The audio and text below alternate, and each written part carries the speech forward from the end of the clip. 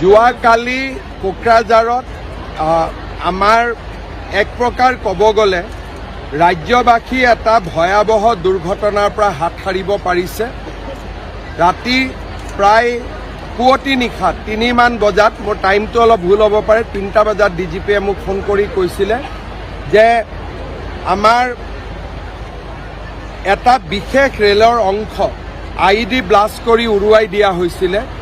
Rail এখন পাৰ হৈ গৈছিলে, লোক পাইলটগৰাকীয়ে দেখা পায় আৰু তেওঁ আমাক ৰেলৱেক খবৰ দিয়ে, ৰেলৱে পুলিচক খবৰ দিয়ে। ঘটনাৰ লগত জড়িত এজন ব্যক্তিৰ নাম আমি পাইছোঁ, পুলিচে অনুসন্ধান কৰি আছে।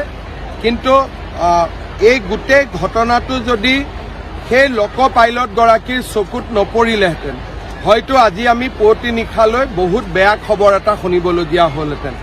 মই ৰাতিয়ে কোকৰাঝাৰ পুলিচে কৈ ঘটনাৰ তদন্তও কৰে আৰু ৰাতিৰ ভিতৰতে ৰেল লাইনটো মেৰামতি কৰি দিয়াও হয়।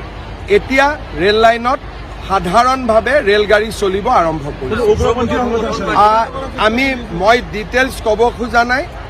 এজন ব্যক্তিক আমি চিহ্নিত কৰিছোঁ আৰু সেই ব্যক্তিজনৰ বিৰুদ্ধে অসম আৰু ঝাৰখণ্ড দুয়োখন ৰাজ্যতে বিভিন্ন গোচৰ আছে। খুব সম্ভৱ আমি বা অসম পুলিচে প্ৰচেষ্টা কৰি ব্যক্তিজনক গ্ৰেপ্তাৰ কৰিবলৈ সক্ষম হ'ব। আমি ব্যক্তি এজনক চিনাক্ত কৰিছোঁ। ব্যক্তিজনৰ পিছফালে কোনোবা সংগঠন আছে বা নাই, সেইটো পৰৱৰ্তী পৰ্যায়তহে ধাৰণা কৰিব পৰা যাব।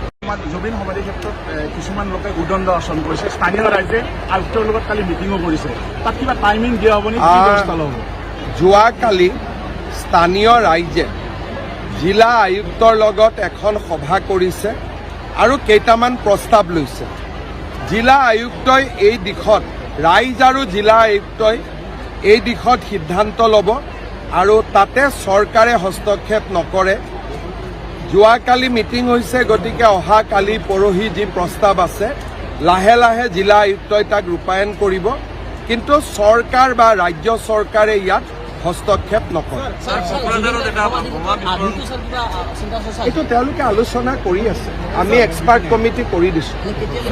তেওঁলোকক চবকে সময়সীমা দি থাকিলে তেওঁলোকে মুখ্যমন্ত্ৰীক বেয়া পাব নহয়। চবতে যদি ডেট দি থাকোঁ, কেতিয়ালৈ চবতে ডেট দি থাকিলে বিশেষজ্ঞসকলে বেয়া পাব মোক, গতিকে মই ডেট দিয়া কামটো নকৰোঁ। দিলীপ শইকীয়াই কালি এটা কথা মুকলিভাৱে অভিযোগ কৰিছিল যে গুৱাহাটীৰ কিছুমান কংগ্ৰেছ নেতাই আচলতে পাল পাতি তেওঁলোকে সমাধি ক্ষেত্ৰলৈ মানুহ পঠিয়াই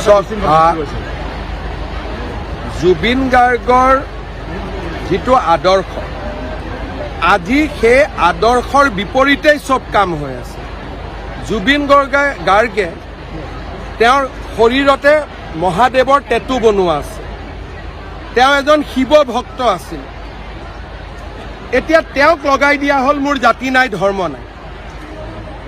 মোৰ জাতি নাই ধৰ্ম নাইটো কাঞ্চনজংঘা চিনেমাৰ এটা ডাইলগ, কিন্তু জুবিন গাৰ্গে এজন আমাতকৈ ডাঙৰ শিৱ ভক্ত আছিল। তেওঁৰ ইয়াত চাব শিৱৰ ডাঙৰ টেটু। ৰীতা চৌধুৰীৰ লগত সাক্ষাৎকাৰত চাব, তেওঁ বুজাইছিল তেওঁ কিমান শিৱ পূজা কৰে। আৰু মোৰ লগত বহুত ফটো আছে য'ত জুবিনে মন্দিৰত পূজা কৰে। জুবিনকতো নাস্তিক বনাই দিলে বাওঁপন্থীসকলে।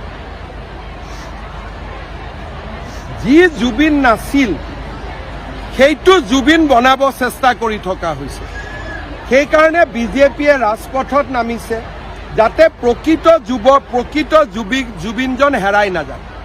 হুৰ হুৰ হুৰাই দে গান কোনে গাইছিল?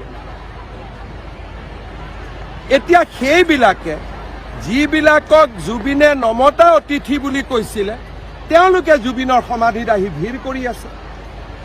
কয় জুবিনৰ জাতি নাই ধৰ্ম নাই। জুবিনৰ শ্ৰাদ্ধ 13 দিনীয়া 11 দিনীয়া সম্পূৰ্ণ হিন্দু নিয়মমতে হৈছে নে নাই? গতিকে জাতি নাই ধৰ্ম নাইটো কোনে উলিয়ালে? এই গোটেই জুবিনৰ সন্মুখত লৈ সনাতন হিন্দু ধৰ্মক দুৰ্বল কৰিব বিচৰা হৈছে। গতিকে এই কথাবিলাক আমি একমাহ নোযোৱাৰ কাৰণে কোৱা নাছিলোঁ। এতিয়া আমি সকলোকে বিতৰ্কলৈ মাতিছোঁ যে আমাক দেখুৱাই দিয়ক জুবিনৰ ধৰ্ম নাছিল বুলি, জুবিনৰ জাতি নাছিল বুলি। কাঞ্চনজংঘা চিনেমাৰ এটা ডাইলগ, তাক কিমান অপব্যৱহাৰ কৰি আছে বাওঁপন্থীসকলে আপোনালোকে চিন্তা কৰক।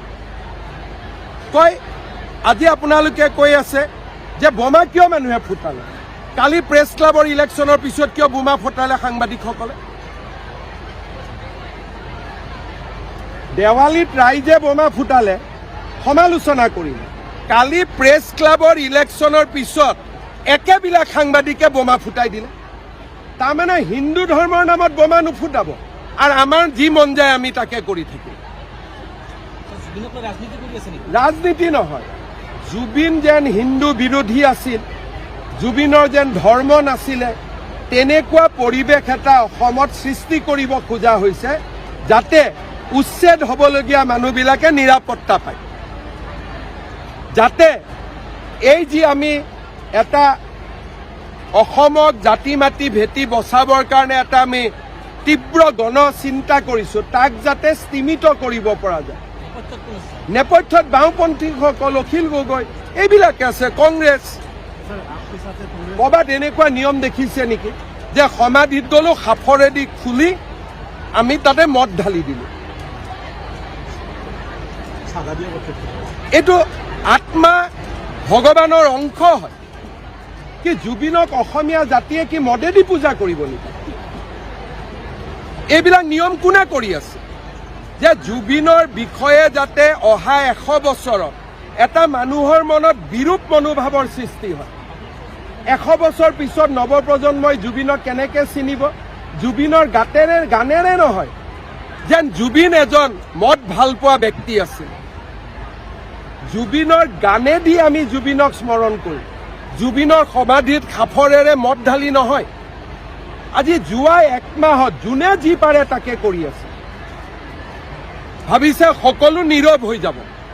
আমাৰ নীৰৱতা এমাহৰ নীৰৱতা আছিল, এতিয়া ঢালকচোন কোনোবাই অহাকালিৰ পৰা। মই জুবিনক কেতিয়াও মদৰ লগত পৰিচিত ব্যক্তি বুলি জানিব নিদিওঁ। জুবিনক মই মায়াবিনী, হুৰ হুৰ হুৰাই দিয়া গানেৰে সমৃদ্ধ এজন জাতীয় বীৰ হিচাপে জানাৰ বাবে আমি কাম কৰোঁ। এইবিলাক কি চলি আছে? এইবিলাক কি চলি আছে? কোনে চলাই আছে? অখিল গগৈয়ে পাল পাতি মানুহ পঠিয়ায়, কংগ্ৰেছে পাল পাতি মানুহ পঠায়।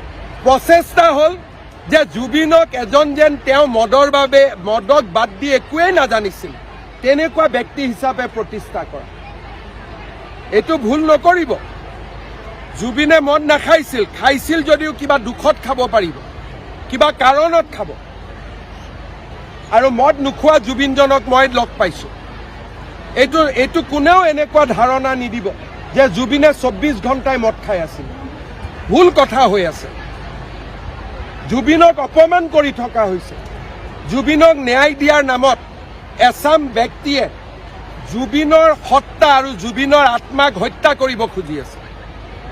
মদৰ সাফৰেদি মদ ঢালি দিয়া এইটো কি অসমীয়া সংস্কৃতি নেকি? এইবিলাকৰ এইটোতো কোনো সংস্কৃতি হ'ব নোৱাৰে। চাধাৰ টেমা দিয়া এইটো কি সংস্কৃতি নেকি?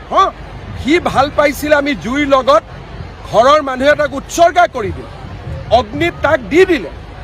অগ্নিয়ে তাৰ কাপোৰযোৰ লৈ ল'লে, অগ্নিয়ে তাৰ শৰীৰ লৈ ল'লে, অগ্নিয়ে যাক যাক ল'ব লাগে ঘৰৰ মানুহে চিন্তা কৰিছিল, দিলে, প্ৰজ্বলিত হৈ গুচি গ'ল। এতিয়া জুবিনক আমি গানেৰে, সংস্কৃতিৰে আমি জীয়াই ৰাখিব লাগিব, উন্মাদনাৰে নহয়। আৰু উন্মাদনাক বিজেপি চৰকাৰে কেতিয়াও স্বীকাৰ নকৰে। উন্মাদনা দি আমাক এক কদম কোনেও হিলাব নোৱাৰে। কোনোবাই ভাবিছে যদি উন্মাদনাত চৰকাৰে শিৰ নত কৰিব, এইটো অখিল গগৈয়ে ভুল ভাবি আছে। যিদিনাখনলৈকে হিমন্ত বিশ্ব শৰ্মাই অসমত মুখ্যমন্ত্ৰী হৈ আছে, উন্মাদনাৰ ওচৰত আমি নতি স্বীকাৰ নকৰোঁ। এইটো একদম নিশ্চিত হৈ থাকে। সকলোৱে চিনেমা ৰাইজে চাব, চৰকাৰে কৰিব নালাগে, আপোনালোকে কৰিব, আমি কৰিম। ব্যক্তিগত হিচাপে মই চাম, আপুনি চাব। জুবিনক চৰকাৰী ব্যক্তি নবনাব, জুবিনক ৰাইজৰ ব্যক্তি কৰি ৰাখক। হ'ব।